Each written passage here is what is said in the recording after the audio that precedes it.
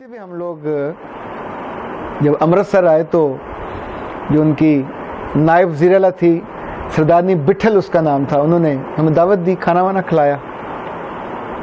پھر پوچھا گیا کہ رات ہوٹل پہ ٹھہرو گے یا گولڈن ٹیمپل میں. اگلے روز ہم نے پاکستان واپس آنا تھا تو میں نے گولڈن ٹیمپل آپٹ کیا. اور یہ ان کا مکہ ہے، پوری دنیا سے لوگ آتے ہیں، بڑے بڑے انجینئرز ڈاکٹرز وہاں آ کے وہ اپنی ڈیوٹی لگواتے ہیں جوتے سیدھے کرنے پہ. جو گیسٹ ہوتے ہیں ان کو کھانا کھلانے پہ، اور اس وقت بھول جاتے ہیں کہ وہ کینیڈا میں یا امریکہ میں یا آسٹریلیا میں یہ سارے اتنے امیر کبیر ہیں، وہاں سکھ لینڈ لارڈز ہیں جو مطلب سینکڑوں مربوں کے وہاں مالک ہیں. محنت کی، ان کو ملا. تو جس انہوں نے ہمیں کمرے میں ٹھہرایا، it was a rest house, guest house جو ان کے کینیڈا سے آنے والے لوگوں کے لیے تھا، صاف ستھرا تھا. تو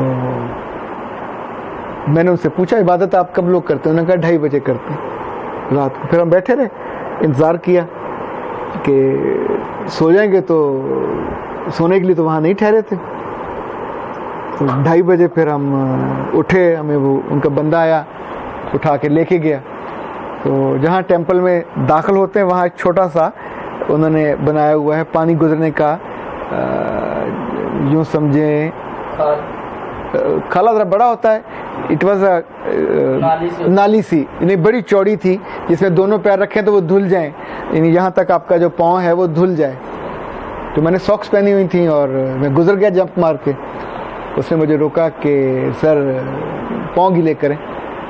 تو میں نے کہا وہ کیوں؟ اس نے کہا جی تاکہ انسان کے جو گناہ ہیں وہ یہاں رہ جائیں اور اندر پاک ہو کے جانا ہے. تو میں نے کہا یار اتنی ٹھنڈ ہے، اوپر سے سردی، اور اب میں نے جرابیں پہنی ہوئی ہیں. اس نے کہا پھر تو آپ نہیں جائیں گے اندر. تو پھر میں نے جرابیں اتار کے رکھ دیں، قربان کر دیں، دوبارہ میں نے نہیں واپسی پہ اٹھائیں. تو پھر ہم اندر چلے گئے.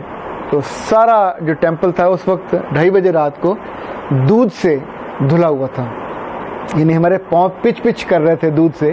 پر یہ ان کا ریچول ہے جو اس کو ڈیلی دودھ سے دھوتے ہیں. اور بالکل جب اندر داخل ہوئے سامنے وہ سینٹرل جھیل ہے، تالاب، جس میں وہ اشنان کرتے ہیں، اپنے آپ کو پوتر کرتے ہیں. سو سردیوں کی رات یہ وقت تھا، پھر بھی لڑکیوں کا الگ تھا، وہ بھی اشنان کپڑوں سمیت وہ اس میں، اور جو مرد تھے وہ بھی کر رہے تھے.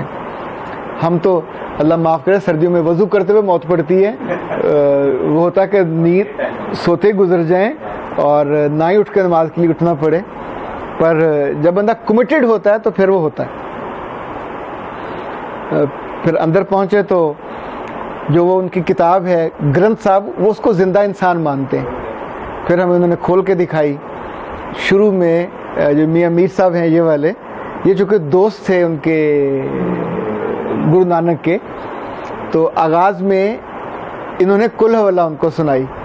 تو وہ کل ہو اللہ احد اللہ صمد سے وہ آغاز ہوتی ہے کہ رب ایک ہے، تے نہ کوئی بچہ ہے گا، نہ کوئی جنا، نہ ماں، نہ باپ. یعنی چونکہ سکھوں کے بارے میں ہمیں وہاں جا کے اندازہ ہوا کہ وہ ہندوؤں کی نسبت توحید پرست ہیں، وہ رب کو ایک رب کو مانتے ہیں. اور سو انہوں نے وہ ہمیں وہ صفحے بھی دکھائے. اس کو مسلسل وہ مور پنکھ سے ہوا دیتے ہیں احترام سے. پھر تقریباً 3 بجے اس کا وہ بجاتے ہیں بگل، اور پھر سارے آ جاتے ہیں. پھر اس کو وہ اٹھاتے ہیں جیسے آپ اپنے کسی خلیفہ کو اٹھاتے ہیں یا بزرگ کو اٹھاتے ہیں. تو وہ ان کا زندہ پیر ہے، یعنی ان کو گرو سارے مر گئے ہوئے ہیں پر یہ زندہ گرو ہے. پھر اس کو اٹھا کے وہ ساتھ ساتھ اس کے اندر جو آیتیں ہیں وہ پڑھتے جاتے ہیں، اور سیڑھیوں سے ہو کے اس جگہ پہنچتے ہیں جو جیسے مسجد کی طرح ان کا بیچ کا گول ہے.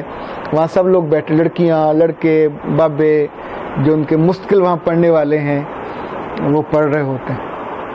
تو اس بیچ میں نے اس سے پوچھا جو سکھ تھا کہ تم لوگوں کا کیا بلیو ہے؟ اس نے کہا کہ وی ہیو دا بلیو کہ رب رات کے 2:30 بجے زمین پہ آتا ہے اپنے بندوں کی سننے کے لیے، اور یہ وقت ہوتا ہے رب کو لوٹنے کا، رب سے تعلق بنانے کا، اس سے جڑنے کا.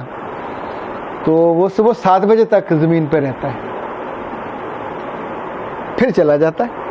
تو یہ سارا ٹائم ہے رب کی قربت کا ٹائم ہے.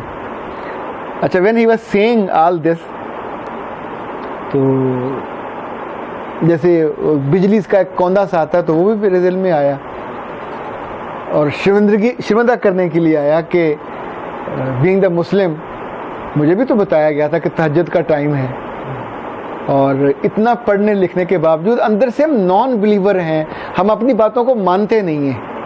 یعنی وہ چٹے ان پڑھ ہوں یا بہت پڑھے لکھے ہوں، وہ اپنے رب کی بات کی قدر اتنی کرتے ہیں کہ ہزاروں میلوں سے آ کے وہاں خدمت بھی کرتے ہیں عبادت کرنے والوں کی. سیڑھیاں چڑھتے چڑھتے میرا جسم نا کانپنے لگ گیا، اور then I don't know what happened, میرے آنکھوں سے ٹپ ٹپ آنسو گرنے لگ گئے. میں وہاں سے واپس مڑ آیا اور آئی واز الون جو واپس جا رہا تھا. باقی اس وقت تک چونکہ سارا صحن خالی تھا، عبادت جیسے نماز شروع ہو جاتی سب لوگ اس میں صفوں میں.